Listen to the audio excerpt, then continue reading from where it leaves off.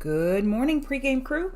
Welcome to the last pregame show of 2021. It is December 31st, 8:25 a.m. Eastern, 6:25 a.m. Mountain Time. I'm Chart Gal Lori. You're at the pregame show. Audio and visual check, please.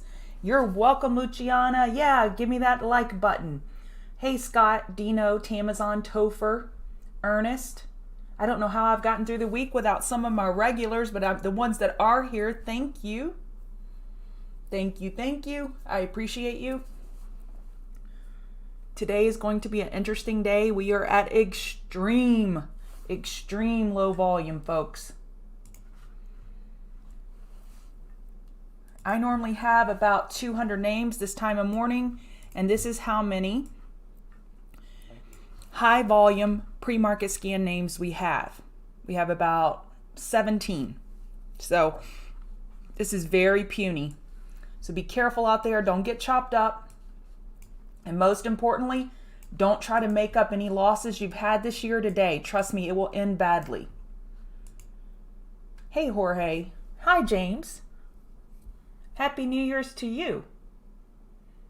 Hey, Roger. Can y'all hear me okay?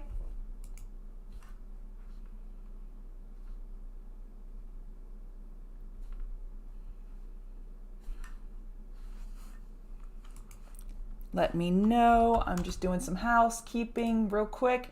Any of you have a request, you can post it now and I will go over it.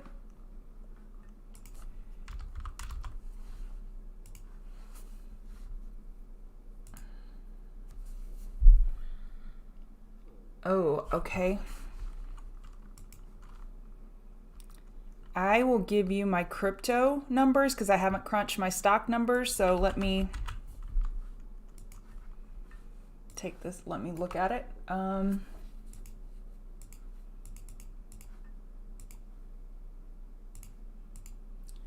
am up 1,200% in crypto.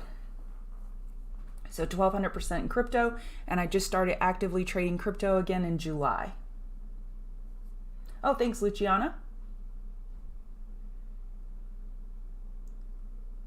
What is my best strategy? Confluence. So it's going to be if there's a news event and then I have a great technical setup, and especially with a possible short squeeze like we got in CLVS. I think that was my biggest winner of the year. So definitely the news names that gap and go. Those are my best setups. But also I really like a double bottom fish or a double top fish. Happy New Year to all of you. Okay, let's look at this. Let's see who posted first. SoFi.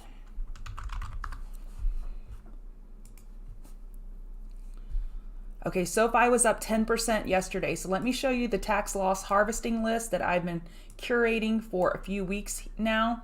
Please take a look at this. So I just want to draw your eyes over here. I will look at SoFi technically, but I want to show you what happened yesterday. So this is actually a good name for the tax loss harvesting list. So we had Dada up 13%, Baba up 9%. We had NIO up. So it wasn't just Chinese names, it was all the laggards for the year that got beat down. We had major tax loss harvesting, i.e. people selling to book those losses over the last 30 to 45 days, and we finally reached max capitulation. Then the shorts start covering and people can start selling, and it's like it's a snowball effect for that pump, that end of year pump when you reach that max capitulation. So that's what's happening on all of these names and names like SoFi. And today is going to be the only day that I tell you it's okay to buy the laggards. And I have a special list for y'all that names I'm focusing on. I'm not saying the strategy is going to work, but I will be focusing on it. I have been adding to positions and accumulating these beaten up names, and I plan on selling them second, third week of January, looking for that continued dead cat bounce. So on SoFi, great day yesterday. We got to get through 1717. Let me get back to my pregame list. We've got to get back to 1717. We hit 1635, so that's the key resistance.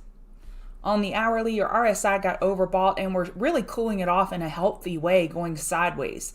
So your key support, 1576, then 1565 and 1541. So if we get closer to 1541 here on SoFi, I think we could possibly be stuck in some type of inside bar today. You're welcome, Scott.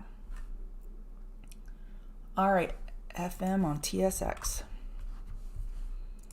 First Quantum Minerals. So I don't know what minerals or metals. Is this silver or gold? So in order to give you a complete analysis, we need to look at both, but let me just give you this one. What a straightforward double top. Do you see that? 3090. So 3090 is a double top and the bear stepped in, and that's such a great area to short when you see those clear levels. Let me kind of see if I can zoom in and show you this. This is a high probability setup, but you could get stopped out. However, your risk is low and your reward is high, and shorting these clear defined levels. So we hit 3078 here, 3090 here, and then 3090 here. So this is becoming an area of congestion where people are saying, nope, we don't think it's worth more than $30.90, and bears jump in. So my favorite scenario is when you come down and you make a lower low and come back up and test that 3090. That's when I really like to hit that hard, Scott. That would be a great strategy. That's one of my top strategies, is going from a lower low, attempt to get to a higher high, because it's a longer distance to run. And I hope that makes sense. And hopefully we can talk about this, have time to talk about Fibonacci's and that distance to run, like a 5K versus a half marathon, and what that looks like. It's hard. I would say, James, 1% is doable, but it all depends on what your overall nest egg is.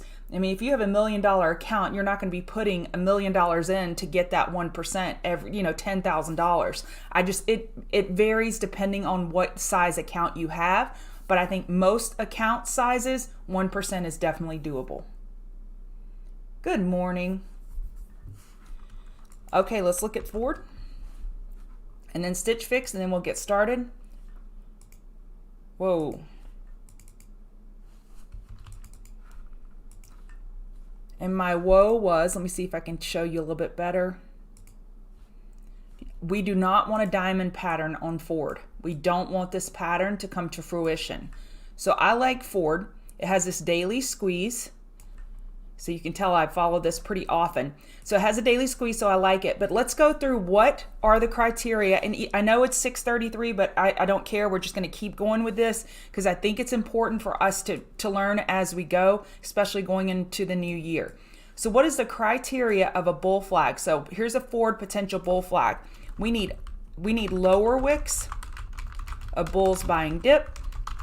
We need the bulls to hold at least 1/3 of the pole, hold EMAs, and lower bear volume on consolidation.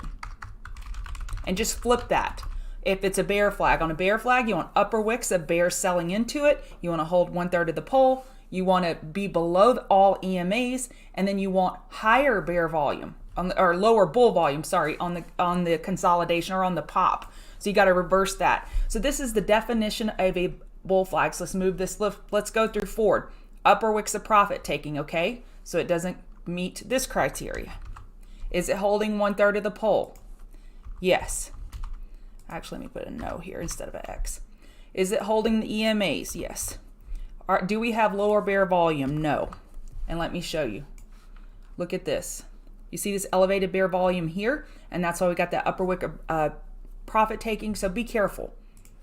That was a long answer, but I think it's a good thing for us to always go through our steps and go over what the building blocks are of a bull flag or a bear flag. So we're always reminding ourselves, and then it becomes like tying your shoe.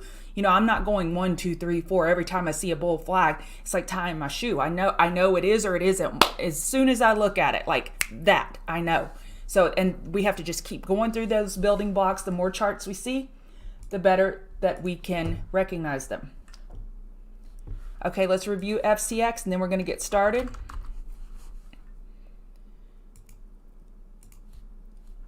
FCX, see, this upper wick of profit taking is no bueno. We're not up at all-time high, but let's just get the bigger. And when y'all ask me questions, I don't always know what time frame you're looking at. Are you looking to day trade FCX, swing trade FCX? So let me just answer this from a swing trade perspective. We have a squeeze. We're holding the 50 RSI. We have this weekly uptrend. We just got a weekly higher high, got smacked down a little bit, plenty of room for a higher low. This is very bullish for a swing. Now let's go look at it on the hourly. On the hourly, this is not constructive. This is a diamond pattern that's forming. It's not confirmed yet. So we really need to hold 41.51 and then 41.42. Let's look at the 15-minute. 41.92 is that key resistance. So let's go look at copper. I can't answer about FCX without looking at copper. Copper, look at this. It has the same squeeze, holding 50 RSI. So copper double top. Do y'all see that? Gosh, I love correlations. So let me do it a little bit clearer so you can see it. So 44985. So we double topped on the weekly on copper. So copper has such a strong impact on FCX. FCX did not double top. Let me show you. They broke this by $1.17. Guess what? Doesn't matter, FCX bulls.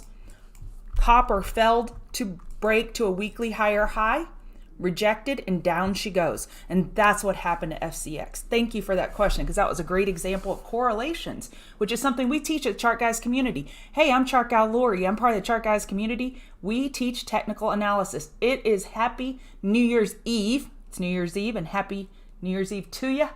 And I go over the indices, crypto, commodities, movers and shakers of the day. And what we do when we teach technical analysis, we teach by different methods. We have courses that you can take. Here's our special.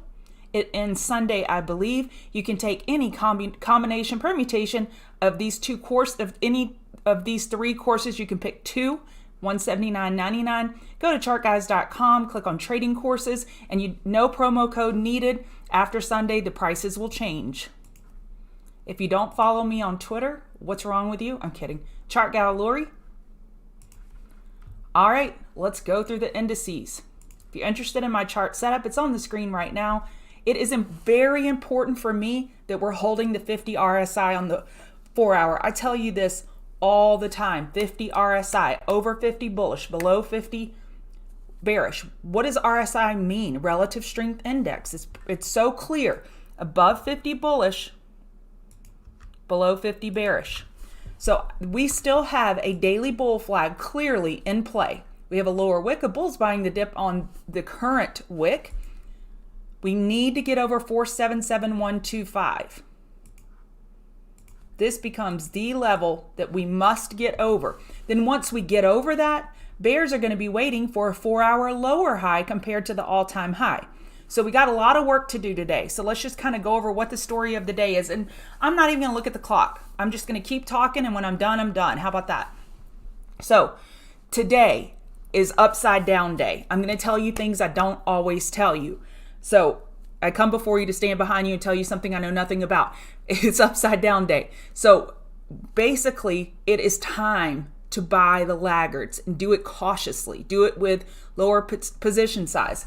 So I've showed you this tax loss harvesting list till I'm blue in the face. And what does that mean? These are names that have been beaten down all year. You wait for max capitulation, you buy the dip, and you look for a pop into the new year. I did this last year. Let me show you what stock I did it on. AMC. So here we opened at 220. The low on January 1 was $1.91. So we broke this support on AMC, $1.95. We broke it, got the last loose hand out of there, and then boom, it popped. Do I think everything we buy today, if we buy a laggard, is going to go 10 times, or even, I can't even do that math, 7,000 times? No, but that's actually even more than 7,000. But now I want to know.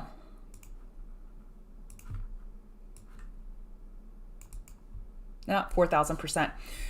But this happens a lot on the dogs of the year, the names that go down all year, which AMC's gone down a lot this year, but this is not what I'm considering a tax loss harvesting name, where they bounce into the new year, and then you just take advantage of that dead cat bounce, recognizing it for what it is. It doesn't mean the bulls are all of a sudden loving this name fundamentally, maybe, but usually not. So let me show you my special list. This is a pregame list. I will be giving this to TCG members, but I'm sharing it here. Here are the names that I've either added or I will be adding today. I already have Hood and I have SDC. So I have those two names and I have MSOS. I want to add CGC calls, crowd calls, and I have one pins call, so really small. I want to add pins calls and Zoom calls. So SDC, I have commons, MSOS, I have commons, and Hood, I have commons. Here are the names that I'm looking at going into next year. They've been beaten down all year long. I'm looking for a dip buy opportunity to hold into mid-January. Will it work? Who knows? But I've been doing this enough years to start to get a rhythm, to know how the game is played and look at how it works. So these are the names I'm focusing on. And if you look, Pins, Peloton, and Zoom, 3 of those are the stay-at-home names that really had an amazing 2020 with COVID, and then they got killed this year. Was it overvaluation? I don't know. I don't care. So here are my names that I'm focusing on for today to dip buy or either add to my dip buys. Take a screenshot if you're interested. Okay, pregame list. Let's go back to what we do. So dip buy day on laggards for the year. Peloton.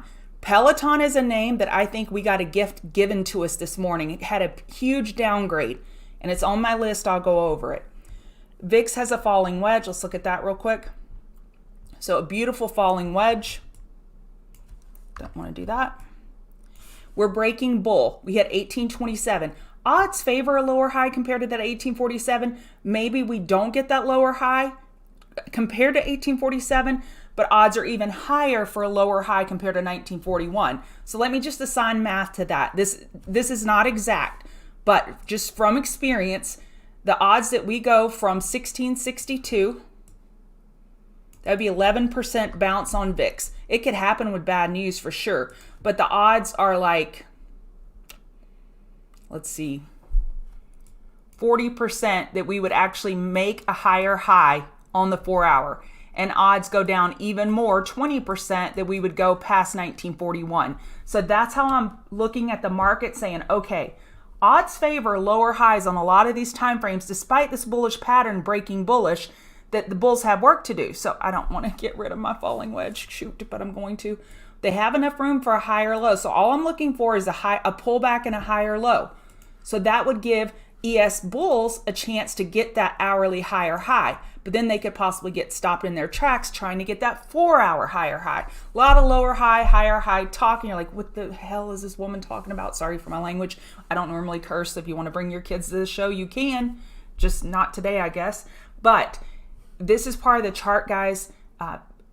Analysis and how we teach technical analysis and how to apply probabilities using the left side of the chart to predict the right side of the chart. So 477125, super important support, 4750. So VIX falling wedge, and then is Bitcoin signaling more upside? So Bitcoin, change time frame.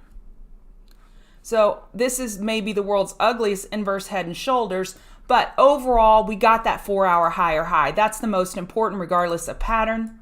We got the 4 hour higher high, and Bitcoin led us to the downside this week. Risk off asset, got thrown to the wolves, and then the market followed the next day. So Bitcoin is now leading the way up. Is NASDAQ, ES, RTY, and YM going to follow? I don't know, but it could be a good canary. So another thing I want to show you is look at I'm going to delete everything now. I want you to look at this yellow 50 MA. The hourly 50 MA is very key for me. I talked to y'all about air pockets between price and EMA. And then we look at the indices and say, okay, where is price in comparison to the hourly 50 MA for all 4 of our indices? So I'm going to flip through them real quick, okay? ES, pretty far away. NASDAQ, pretty far away, but making a good move. Hourly higher high on NASDAQ. How do you trade that? Like right now, you could take a long in ES. Let me show you. NASDAQ just made an hourly higher high. A laggard play would be, okay, I'm going to take ES for a potential hourly higher high. I think that's a good trade right here. RTY. You see how close RTY is to the 50 MA?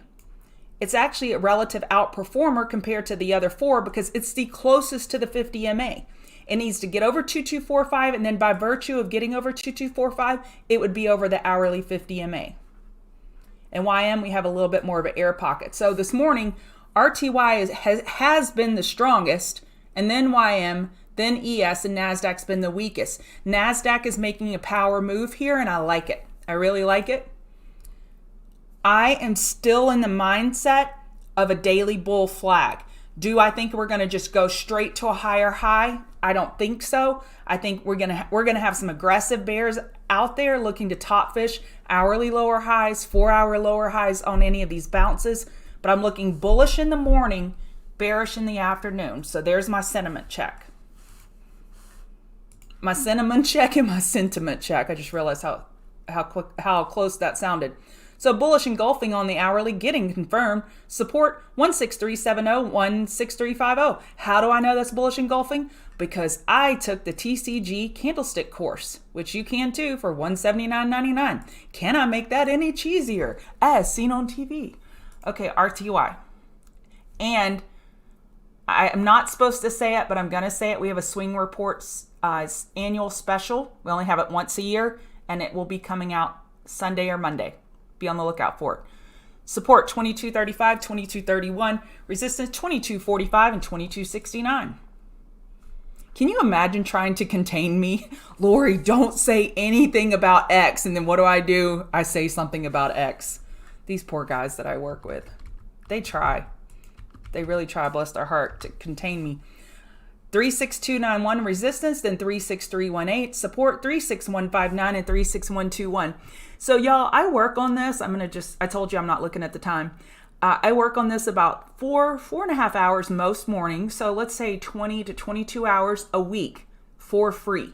So if all you can afford is to hit the like button, why don't you do that? Hit the subscribe button and tell a friend.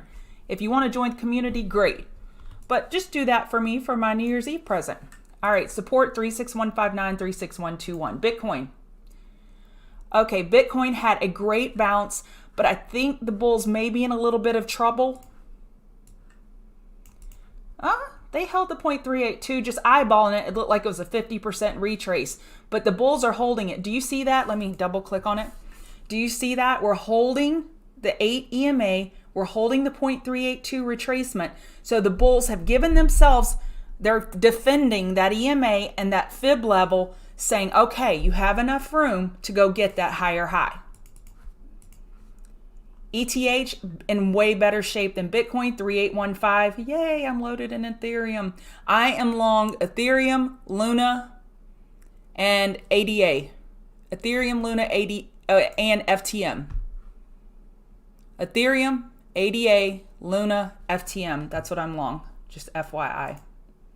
Oh, Ethereum, your support is 3764. Gold got through resistance. Yay, gold bugs. But you're still looking for a weekly lower high compared to 1879. But this is nothing I would swing over the weekend with God knows what could happen, looking for that lower high compared to 1879 on the weekly. Congrats, gold bulls. You finally got through that 1820.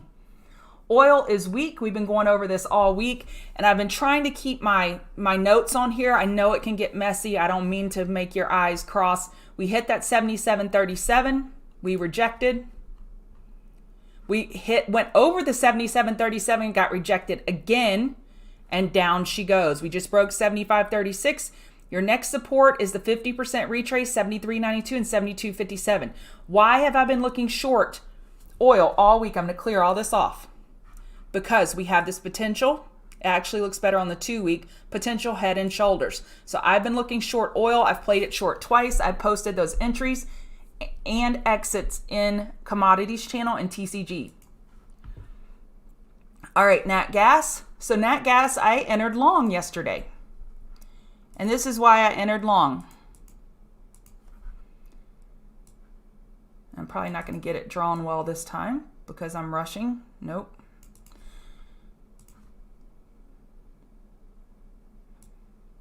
I have a great chart in Nat Gas and commodities, but this is drawn real quickly. But this broadening formation, what I'm looking for is this monthly higher low on Nat Gas. And we know Nat Gas is naughty gas and it'll fly up. You wait for that monthly high or low and down she goes. I'm not saying that's what's going to happen. Odds still favor a higher low on the monthly. So I bought the bottom of this daily broadening formation yesterday and I posted my entry. Let me look at my entry. My entry was 356. So 356 and I posted it in, I'm up $165 right now. I just did one QG contract, taking it easy, gliding into the end of the year. So I am long Nat Gas right now, bottom fishing the bottom of this broadening formation, resistance 6693, support resistance 3693, support 3572, 3536, Apple. So Apple is not the world's prettiest bull flag. We don't like these upper wicks of profit taking. However, the bear volume has been somewhat contained. Let me get a better view of that. Has been somewhat contained. So we're holding the EMAs, we're holding the third of the pole. Hourly bear break without a lot of follow through. And I posted this yesterday. Let me show you here. It's going to get busy, and if y'all say something, I swear I'm going to be mad. Because I get fussed at. Y'all get a little rough with me. Okay. So this has been the area. Apple has been trapped in between. So it's been hitting this 180. Look how we couldn't even get a candle close above this 180 60s area. And then every time we've hit the 4-hour 12 EMA, that area, we continue to wick out. So we dropped below it this morning. We need to get up and back to the bullish side. I feel like today is, I forgot to say something about IWM, I remembered. But today, Apple is so important for Apple to get up and over that 180.60 area. 179.35 will be that first resistance area on any bounce. But I would look for a pullback to buy on Apple. And I would be looking at January 21st calls. Affirm, let me go back to the daily. I've shown you this chart ad nauseum. We're up and over it, and now we're back testing this trend line. I like Roblox too. Affirm long. These charts are so much alike, I get them mixed up. So I would love to bottom fish 102.51 for a Roblox long. Affirm long. Dang it, I'm going to keep saying it. Let's go look at Roblox now and get that one out the way. Do y'all see how they're a lot alike? Look at that. We're not up and over the trend line on Roblox like we are with Affirm. So that gives Affirm just a little bit more of a leg up. We need to hold $100, bottom fishing $100 or $99.06 for a long on Roblox. Coin. Okay. Coin. I'm reading them notes and reading the chat. So coin, I like to the long side. Coin's a laggard. So let's look at Bitcoin. It's up 2% since 4 p.m. last night, or 4 p.m. whatever, my time. But so coin, it's actually up a little bit more than that compared to yesterday's close. So I like coin out of Coin, Riot, Mara, M-A-R-A. I like coin long, and I think it would, I'm going to hide the EMA so we don't get cross-eyed. I like a long on coin compared to 255. Delta Airlines, I would look to short any bounce. Yes, I've been picking on Delta Airlines all week. We're trapped below the 50 MA, and I'm going to continue to pick on it as long as they keep canceling flights, and they're trapped below the 50 MA. So we got a bearish reversal candle yesterday despite breaking that inside bar bull, and we held that 38.99. We hit 39.02. We're right there in pre-market. Shorting the $39 level or 38.99 makes a lot of logical sense. And I would love to short any bounce against 39.37. Google. Happy New Year's. Hit the like button. Google, we have this downtrending line. We have an inside bar. This could be a daily bull flag. I like Google long. I like it long compared to 2912 or 2913 as your stop. HCA. HCA has a double daily, this is not the double, LRCX is the double. We have a daily inside bar on HCA. And your support dip buy would be 25792. If we break that, I would look to go short. Healthcare has been hecka bullish, so just be careful doing that. Double daily inside bar on LRCX. So you see all these names that have this perfect little dog leg pennant flag. I should call it pennant. You see how strong LRCX is? It can't even get a pennant going because it's just going sideways when everything else is kind of pulling down. That's pretty bullish. So a dip buy to 715 makes a lot of sense on LRCX. Peloton. I think this is a gift. You see the little gift I found for y'all? I think this is a gift from the Peloton gods for a dip buy on Peloton, a stay-at-home name, tax loss harvesting candidate. We started the year up here at the highest of the year, 171. And we're down. Come on. 82% for the year. So this is the downgrade today was your late Christmas present. So if you missed that Christmas present, you weren't good this year, Santa Claus didn't give you anything, well, Santa Claus came through. 33.90 is your level, and I see how this game is played. I would give it down to 33.50 even. If they're going to flush it today on this downgrade, good. I'm buying calls for January 21st. See you down here, Peloton Bears, right here. $35, $36. I will start scaling in on any flush for a hold into January. So I guess I need to update. Did I have it on this list? Because it should be. Yeah, it's on my list of tax loss faves. Okay, back to pregame. Tesla, a dip buy compared to 1053, and I would give it all the way to 1050 for a dip buy on Tesla. All right, let's see. Jason's going live, I believe, in 3 minutes. What did I do in my Slack? I'm missing my people. Let's see who's going live. Jason's going live. So I'm going to hop over there and listen to him and heckle him a little bit because that's what friends do. Hit the like button, hit the subscribe button, hit the notify button, follow me on Twitter. And I guess I'm going to have to tease y'all one more time. I wanted to go over Fibonacci, so I guess I'll do it Monday. And don't forget our course special. All right. See y'all in the room, TCGers.